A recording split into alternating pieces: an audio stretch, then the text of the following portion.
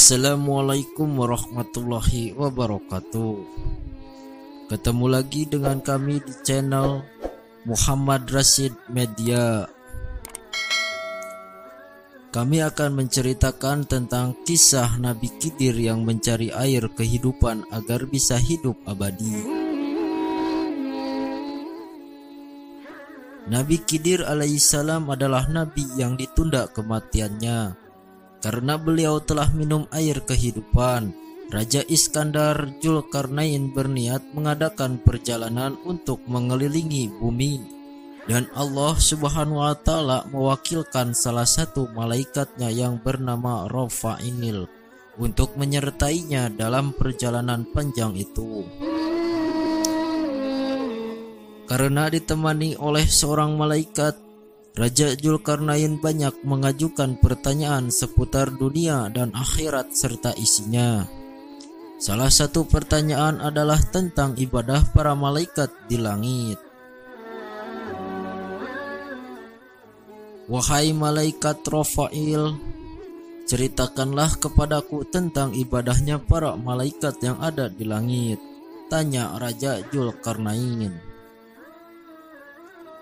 Para malaikat yang ada di langit ibadahnya ada yang berdiri tidak mengangkat kepala selama-lamanya. Ada juga yang bersujud tidak mengangkat kepala selama-lamanya. Ada pula yang ruku tidak mengangkat kepala selama-lamanya. Jawab malaikat Rafa'il. Duh, alangkah senangnya hati ini seandainya aku bisa hidup bertahun-tahun lamanya untuk beribadah kepada Allah Subhanahu wa Ta'ala, kata Raja Dzulkarnain. Wahai Raja, sesungguhnya Allah Subhanahu wa Ta'ala telah menciptakan sumber air di bumi. Namanya air kehidupan, artinya sumber air hidup. Maka barang siapa yang meminum air kehidupan seteguk, maka ia tidak akan mati sampai hari kiamat. Atau jika ia memohon kepada Allah Subhanahu wa Ta'ala untuk dimatikan, kata malaikat Rafa'il. Apakah engkau tahu tempat air kehidupan itu, wahai malaikat Rafa'il? Tanya raja. Sesungguhnya air kehidupan itu berada di bumi yang gelap, jawab malaikat Rafa'il. Setelah Raja Dzulkarnain mendengar penutaran malaikat Rafa'il tentang air kehidupan itu, maka raja segera mengumpulkan para alim ulama pada saat itu. Sebelumnya raja bertanya kepada mereka tentang letak air kehidupan, tapi mereka semua menjawab tidak tahu. Wahai para alim ulama, tahukah kalian di manakah letak air kehidupan itu? Tanya raja. Kami tidak mengetahuinya, wahai baginda. Hanya Allah Subhanahu wa Ta'ala yang maha mengetahui, jawab salah seorang ulama. Ada salah seorang ulama yang mampu menjawab meski tidak sedetil letaknya. Sesungguhnya aku pernah membaca di dalam wasiat Nabi Adam alaihissalam bahwa beliau berkata bahwa sesungguhnya Allah Subhanahu wa Ta'ala meletakkan air kehidupan itu di bumi yang gelap, kata ulama itu. Di manakah bumi yang gelap itu? Tanya raja. Yaitu di tempat terbitnya matahari, jawab orang alim ulama itu.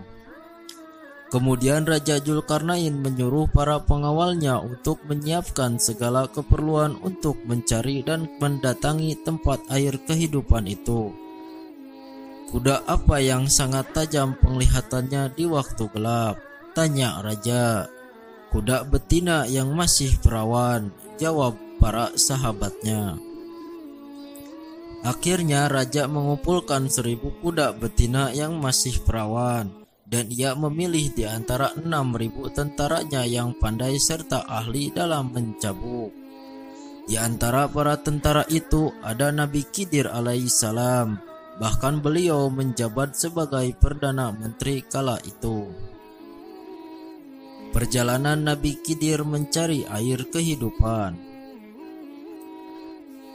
Setelah dirasa semua cukup dan siap, Maka berangkatlah Raja Dzulkarnain dan Nabi Khidir alaihissalam yang berjalan di depan pasukan.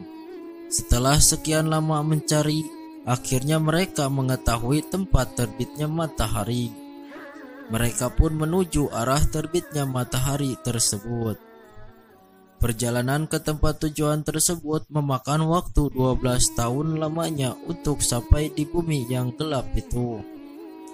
Gelapnya bukanlah seperti di waktu malam hari, melainkan gelap karena ada pancaran seperti asap.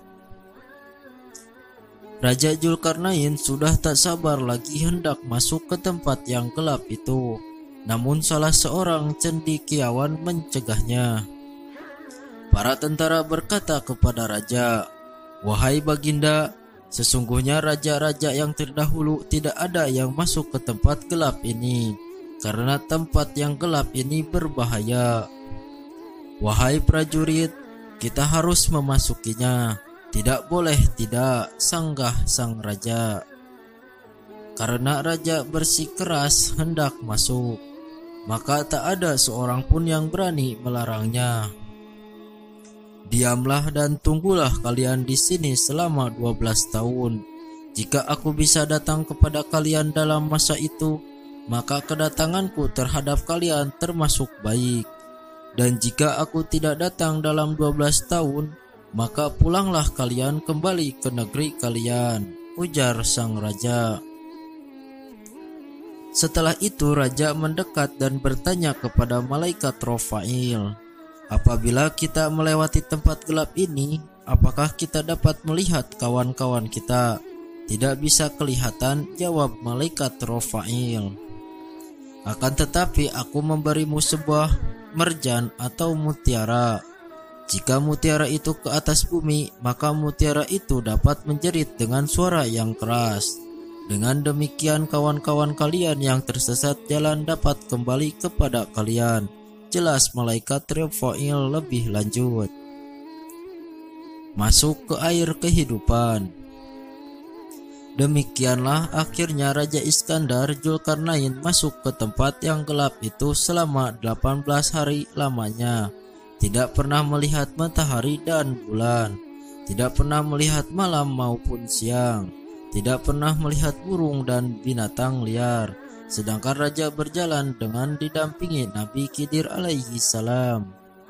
Pada saat mereka berjalan, maka Allah Subhanahu wa taala memberi wahyu kepada Nabi Khidir alaihi salam bahwa sesungguhnya air kehidupan itu berada di sebelah kanan jurang dan air kehidupan ini aku khususkan untuk kamu.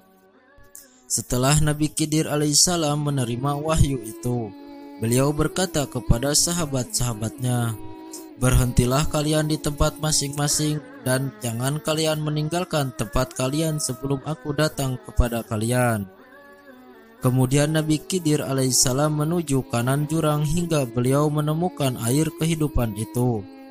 Beliau turun dari kudanya, melepaskan pakaian dan turun ke kolam air kehidupan tersebut. Beliau mandi dan minum air sumber kehidupan tersebut dan beliau merasakan bahwa airnya lebih manis daripada madu. Sesudah mandi dan minum air tersebut, beliau keluar dari tempat itu kemudian menemui Raja Iskandar Dzulkarnain. Raja tidak mengetahui apa yang telah terjadi atas diri Nabi Khidir alaihissalam. Kisah Nabi Khidir mencari air kehidupan diriwayatkan oleh At-Salabi dari Imam Ali radhiyallahu anhu. Dari kisah Nabi Khidir mencari air kehidupan ini, apa yang dapat kamu tangkap? Wallahu a'lam bishawab.